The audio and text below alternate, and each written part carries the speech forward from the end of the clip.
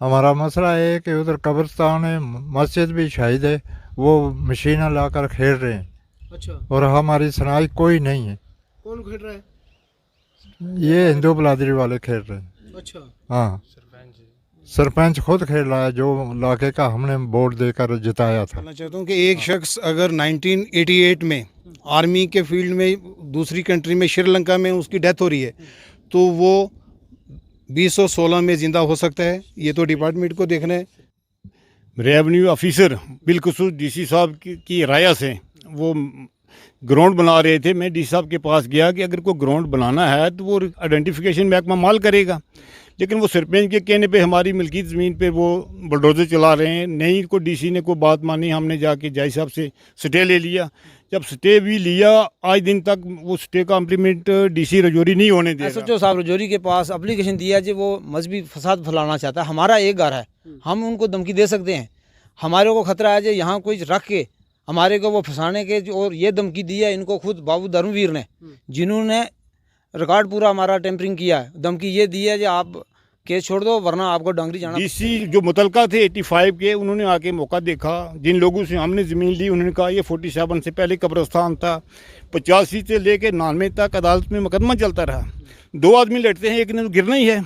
94 में हमारे हक में फैसला हो गया। 99 में उन्होंने लिख के दिया कि हम इस कसी से पार को इंटरफेयर नहीं करेंगे, ये अपनी ज़मीन को जिस तरह मर्जी रखें। आज ये है कि आदमी मार गया श्रीलंका में 1988 में और 16 में उसको इनाम इंतकाल कर रहे हैं रेवेन्यू डिपार्टमेंट। डीसी साहब, ACR जो इमरान कटारिया साहब हैं वो भी थ्रेट दे रहे हैं सर। एक दिन कुछ बोल रहे हैं, दूसरे दिन कुछ बोल रहे हैं। कोर्ट के आर्डर का भी सर इन्होंने वायलेशन किया है सर, जिसके हमारे पास में लीगल सबूत हैं सर। हम जो बात कह रहे हैं सर, ये वर्बली नहीं बोल रहे सर, ये हम एज ए सबूत के तहत सर। और वही रेवेन्यू वाले लिखते हैं कि 80 से लेकर 2016 तक गिरदावरी मोहम्मद इकबाल की चल रही है और 16 में इंतकाल हो रहा है मिंदर सिंह के नाम पे। मिंदर सिंह जबकि मर गया 1988 में श्रीलंका में। तो ज़मीन ये हमारी मलकियत है, जहाँ पर अभी बुलडोज़र चल रहा है और साथ में कब्रिस्तान है, पानी है पीने वाला, माल मवेशी जाते हैं, अकेला घर है हमारा। तो हमें ये मतलब जो है ब्लैकमेल कर रहे हैं कि ज़मीन छोड़ दो या कहीं चले जाओ, वरना आप जो है किसी न किसी केस में आपको जेल में डांगरी में भेज। आज ये है कि आदमी मार गया श्रीलंका में 1988 में और 16 में उसको इनाम इंतकाल कर रहे हैं रेवेन्यू डिपार्टमेंट।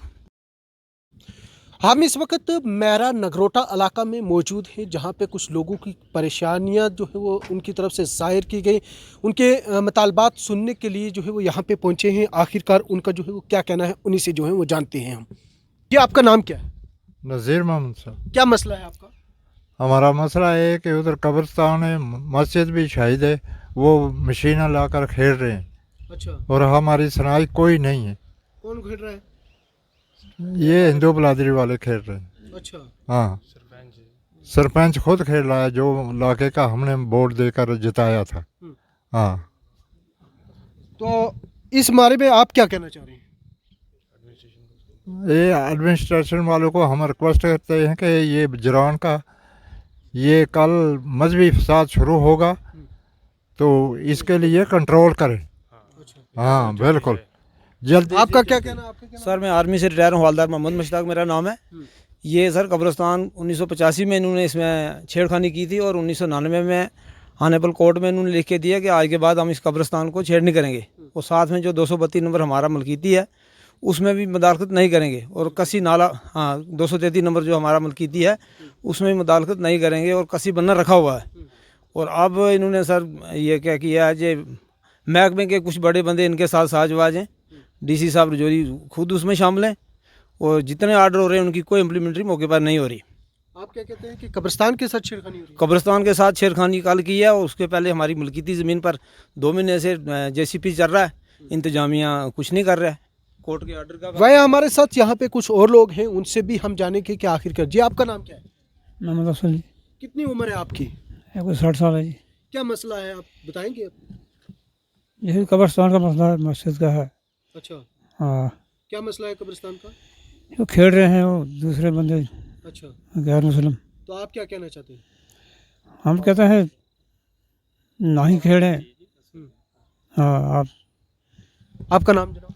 मोहम्मद इकबाल। क्या कहना चाहेंगे इकबाल साहब, क्या मसला है? मसला सर कि हमारी मलकियत ज़मीन पे वहाँ सरपंच कलबीर सिंह है और लोग हैं, उन्होंने रेवेन्यू ऑफिसर बिलखुसूस डीसी साहब की राय से वो ग्राउंड बना रहे थे। मैं डीसी साहब के पास गया कि अगर कोई ग्राउंड बनाना है तो वो आइडेंटिफिकेशन महकमा माल करेगा, लेकिन वो सरपंच के कहने पे हमारी मलकियत ज़मीन पे वो बुलडोज़र चला रहे हैं। नहीं को डीसी ने कोई बात मानी, हमने जाके जज साहब से स्टे ले लिया। जब स्टे भी लिया, आज दिन तक वो स्टे का इम्प्लीमेंट डीसी रजौरी नहीं होने दे रहा। और सरकार नंबर है 236, उस पे उन लोगों को उनकी ज़मीन, उनको मकान, दुकानें 12 रोड डीसी रजौरी की साजिशें बन रही हैं, बल्कि वो कहने पे।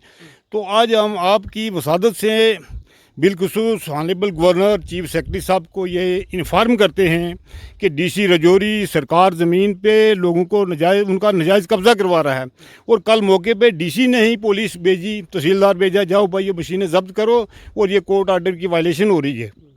जिस वक्त तहसीलदार और पुलिस मौके पे आते हैं, पीछे से डीसी फ़ोन कर रहा है, भाई नहीं वापस आओ, इनको भी इनका काम चलने दो। और 7:30 बजे कब्रिस्तान के ऊपर कुछ लोग जड़े थे मुफितन, उसी सरपंच ने मशीनें लगाई हैं कब्रिस्तान के ऊपर।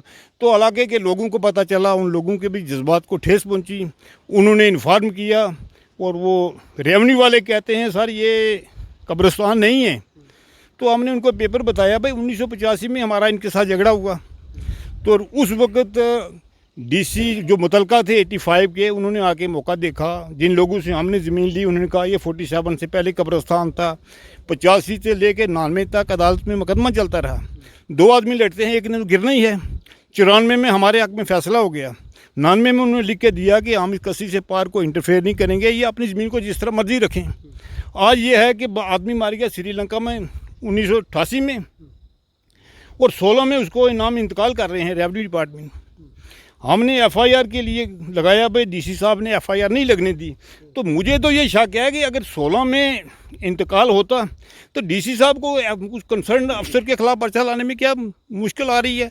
तो मेरा ये क्या, मुझे ये लगता है कि ये जो एफआईआर है डीसी रजौरी इसलिए उसको नहीं लगने दे रहा कि ये जो इंतकाल 16 के बजाय करवाया किसी रेवेन्यू ऑफिसर ने, और डीसी रजौरी ने अब करवाया अपनी मौजूदगी में।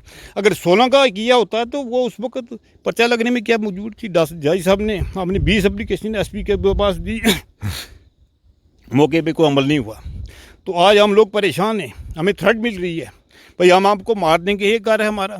जब कोर्ट आर्डर की इम्प्लीमेंट नहीं डीसी रजौरी होने दे रहा, हम डीसी के पास जाते हैं। सरकार इन लोगों के इस वक्त 100 मकान हैं, और जो बात मैं कह रहा हूँ इसका प्रूफ है।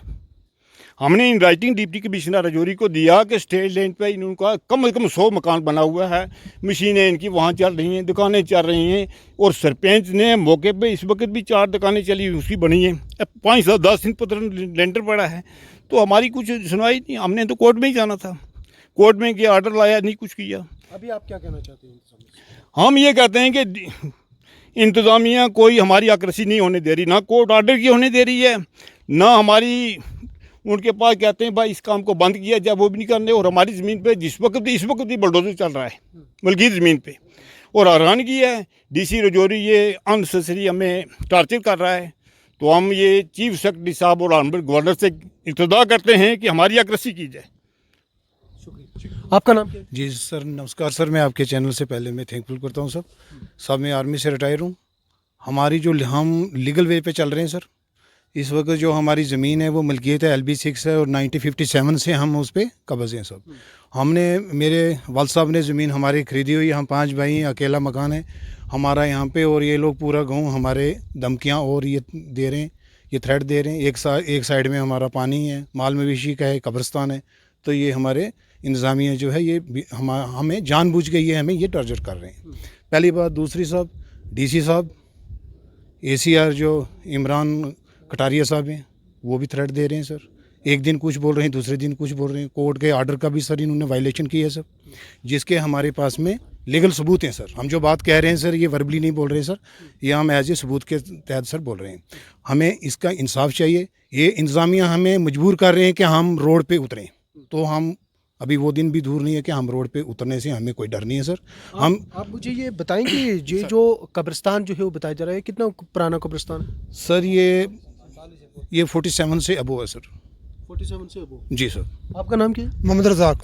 कितना पुराना कब्रिस्तान है? कब्रिस्तान ये 47 से पहले का है। अच्छा। पार्टीशन से पहले का है।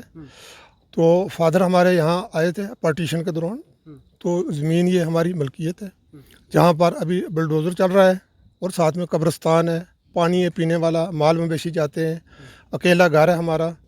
तो हमें ये मतलब जो है ब्लैकमेल कर रहे हैं कि ज़मीन छोड़ दो या कहीं चले जाओ, वरना आप जो है किसी न किसी केस में आपको जेल में डांगरी में भेज देंगे। और ख़ुद ये लोग जो है स्ट्रेट लैंड, इनके पास मेडिकल कॉलेज के पास लिंक रोड है, उस रोड से लेकर तकरीबन 2 किलोमीटर का एरिए पर ये लोग काबज़ हैं स्ट्रेट लैंड पर। तकरीबन 1400-1500 कनाल रकबा इन लोगों के पास है, जिस पर ये गाँव के 100-150 आप एडमिनिस्ट्रेशन को क्या कहना चाहेंगे? आगे छानबीन की जाए और हमें जो है हमारा हक दिलाया जाए। जो 1994 का जो कोर्ट का आर्डर है, हाई कोर्ट का हमारे हक में फैसला हुआ है, उसको अमल दरामद उस पर होना चाहिए और हमारा हक हमें दिलाया जाए।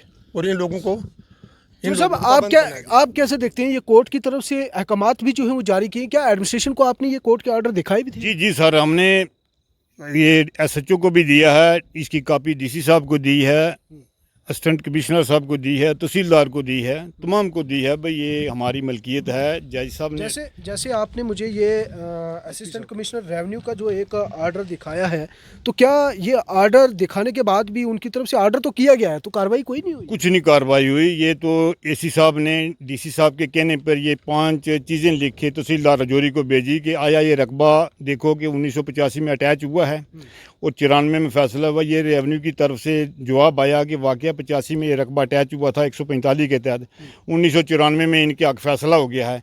और वही रेवेन्यू वाले लिखते हैं कि 80 से लेकर 2016 तक गिरदावरी मोहम्मद इकबाल की चल रही है और 16 में इंतकाल हो रहा है मिंदर सिंह के नाम पे। मिंदर सिंह जबकि मर गया 1988 में श्रीलंका में। ये जो रिपोर्ट आप बता रहे हैं, जी जी हजूर। और ये आप देख सकते हैं, ये रिपोर्ट जो है वो महकमा रेवेन्यू की तरफ से जारी की गई है और जिसमें तहसीलदार राजौरी की जो है वो स्टैंप भी बाज़ाब्ते तौर पे और सिग्नेचर भी जो है वो यहाँ पे लगे हुए हैं। और इसमें ये साफ कहा गया है कि एक महेंद्र सिंह नामी शख्स जो है वो जिसके इंतकाल 2016 में हुआ है, ऐसा इस पार्टी की तरफ से भी जो है वो क्लेम किया जा रहा है और कागजात भी जो है वो साफ उसमें उनमें जो अंदर लिखा हुआ है। लेकिन इन्हीं पार्टी की तरफ से एक और आर्डर जो 1989 के अंदर जो एक आर्डर कॉपी जो है वो दिखाई गई, जिसमें महेंद्र सिंह शख्स की जो है वो जान चली गई बैरून मुल्क के अंदर जो है वो अपनी सर्विस अंजाम दे रहा था और उस दौरान वहाँ पे उसकी जो है वो अपनी जान गंवा बैठा। लेकिन कागजात अब महकमा रेवेन्यू के ये साफ कह रहे हैं कि 2016 में महेंद्र सिंह जो है वो दोबारा जिंदा था और उस वक्त जो है वो उनके इंतकाल हुए। जी आप क्या कहना चाहिए? समय इसमें इसके बारे में ये बोलना चाहता हूँ कि एक शख्स अगर 1988 में आर्मी के फील्ड में दूसरी कंट्री में श्रीलंका में उसकी डेथ हो रही है तो वो 2016 में ज़िंदा हो सकता है। ये तो डिपार्टमेंट को देखना है। फिर ये बात भी सब सरपंच और यहाँ पे एक धर्मवीर है जो कि तहसील में वो क्लर्क है, उसने ये टेम्परिंग की है, रिकॉर्ड से नाम हटाया। जो 1957 के हम लोग कब्ज़ LB6 से हमारा नाम कटा के उनका करा रहे हैं सब। ये 94 का जो फैसला है हाई कोर्ट का सर फैसला है, उसके फैसले को भी नहीं मान रहे। तो क्या डीसी साहब से आप इस दौरान आप यही रिक्वेस्ट करना चाहते हैं कि डीसी आप इससे पहले मुलाकात? जी सर, सर हम गए, हम डीसी साहब ने ये बोल रहे हैं हम करेंगे। एक बार हाँ करके उन्होंने बंदे भेजे, फिर बंदे भेज के बाद में उन्होंने फ़ोन किया है सरपंच साहब के थ्रू, जो हमें मिला है कि वो बोल रहे हैं कि वापस आ जाओ। बहुत शुक्रिया। ये थे हमारे साथ यहाँ पे जी अर्ज है, हम अकलियत में है, यहाँ हमारे भाई हैं वो, ऐसी बात नहीं है। लेकिन सर हमारे को धमकियाँ मिल रही हैं, खासकर हमारे बड़े भाई को धमकी मिल रही हैं। इनके खिलाफ SHO साहब राजौरी के पास एप्लीकेशन दिया है, वो मजहबी फसाद फैलाना चाहता है। हमारा एक घर है, हम उनको धमकी दे सकते हैं। हमारे को खतरा है जो यहाँ कोई रख के हमारे को वो फंसाने के, और ये धमकी दी है इनको खुद बाबू धर्मवीर ने, जिन्होंने रिकॉर्ड पूरा हमारा टेम्परिंग किया है। धमकी ये दी है कि आप केस छोड़ दो वरना आपको डांगरी जाना पड़ेगा, आपको पब्लिक सेफ्टी एक्ट के तहत डांगरी भेजेंगे। तो हमारे सबको अपनी जान का खतरा है। अगर हमारी फरियाद नहीं सुनी जाएगी तो हमारी आपके चैनल के माध्यम जनाब गवर्नर साहब से गुजारिश है कि इसमें मुदाखलत करें और एक आला सतह की कमेटी गश्त की जाए जो कि डॉक्यूमेंट की छानबीन करे। और हमारे को नजायज़ दबाया जा रहा है और उनके साथ कुछ कुछ बंदे हैं, पार्टी के सारे आदमी नहीं है, कुछ एक दो बंदे हैं जो उनको पुष्टपनाही कर रहे हैं। तो ये हमारे साथ यहाँ पे एक बुजुर्ग शख्स है, इनसे जानेंगे। जी आपका नाम क्या है चाचा? मेरा नाम साहब मोहम्मद। मोहम्मद, ये जड़ा दस रहे नहीं थे कि अपना कब्रिस्तान है, ये कब्रिस्तान कदों दा थे? एक ना पुराना कब्रिस्तान है, पुराना है। हाँ पुराना कब्र बंद है, पट्टी छोटे दिन कब्र। तुसां दी उम्र कितनी हो गई है? 100 से ऊपर है। 100 तो ऊपर है। हाँ, ये हमारे साथ यहाँ पे मोहम्मद साहब हैं, जिनका कहना है कि हमारी उम्र भी जो है वो तकरीबन 100 से ज़ायद है, लेकिन कब्रिस्तान के साथ जो है वो छेड़खानी की जा रही है, ऐसा इलाका के लोगों का साफ कहना है। आपका नाम क्या है? मेरा मोहम्मद फारूक जी। फारूक साहब, ये जो कब्रिस्तान के लिए एलिगेशन लगाए जा रहे हैं, तो ये कब्रिस्तान कितना पुराना है? साहब मेरी संभाल तो पहला है, 47 तो पहला है। अच्छा, 47 तो पहला जी। ये हमारे साथ मकामी लोग नगरोटा मेरा के थे, जिनकी तरफ से ज़िला इंतज़ामिया के ऊपर इल्ज़ामात आयद किए गए। हालांकि इस मतलब जो है वो असिस्टेंट कमिश्नर रेवेन्यू के साथ हमारी टेलीफोन के ऊपर बात की गई, उनका क्या कहना है। लेकिन उससे पहले इन इलाके के लोगों की तरफ से ज़िला इंतज़ामिया के ऊपर जो है वो काफ़ी संगीन इल्ज़ामात भी जो है वो लगाए गए हैं, जिनका ये साफ कहना है कि इंतज़ामिया हमारे गुजारिशात, हमारे मुतालबात को जो है वो नज़रअंदाज कर रही है। वहीं उन्होंने जम्मू कश्मीर इंतज़ामिया, लेफ्टिनेंट गवर्नर, वहीं चीफ सेक्रेटरी अरुण कुमार मेहता से भी अपील की गई कि वो इलाका के लोगों की जो है वो आवाज़ सुने और जो उनके मसाइल हैं उनको जल्द हल करें। वहीं इस मतलब जब असिस्टेंट कमिश्नर रेवेन्यू से हमारी बात हुई तो उनका साफ कहना था कि हमने जो कंप्लेनेंट हैं उनकी तरफ से उनको ये वाज़ह कहा गया है कि आप अपने डॉक्यूमेंट जो है वो प्रोवाइड करें ऑफिस में। हमने इस मतलब जो है वो आर्डर जारी किया हुआ है कि इसके मतलब जो है वो पूरी फैक्चुअल रिपोर्ट क्या है, उसके लिए लेटर उनकी तरफ से बाज़ाब्ता तौर पे जो है वो निकाला गया है। लेकिन लोगों की तरफ से मुख्तलिफ ये कहा जा रहा है कि हमने डॉक्यूमेंट्स भी जो है वो प्रोवाइड किए गए, लेकिन इस मतलब असिस्टेंट कमिश्नर रेवेन्यू का साफ कहना है कि हमने ऑर्डर जारी किया हुआ है, ताहम अब तक जो है वो लोगों की तरफ से हमें डॉक्यूमेंट जो है वो प्रोवाइड नहीं किए गए हैं। और वहीं उनका ये कहना है कि नेक्स्ट डे तक जो है वो हम उनका इंतज़ार करेंगे कि वो डॉक्यूमेंट प्रोवाइड करें और उसके बाद जो है वो फर्दर कार्रवाई जो है वो की जाएगी। लेकिन इलाका के लोगों की तरफ से ज़िला इंतज़ामिया के ऊपर मज़ीद जो है वो संगीन इल्ज़ामात और जम्मू कश्मीर इंतज़ामिया से कहा गया है कि वो हमारे मांगों को पूरा करें और जो लोगों की यहाँ पे परेशानी हो उनके मुतालबात और उनकी परेशानियों का जल्द से जल्द अज़ाला करें।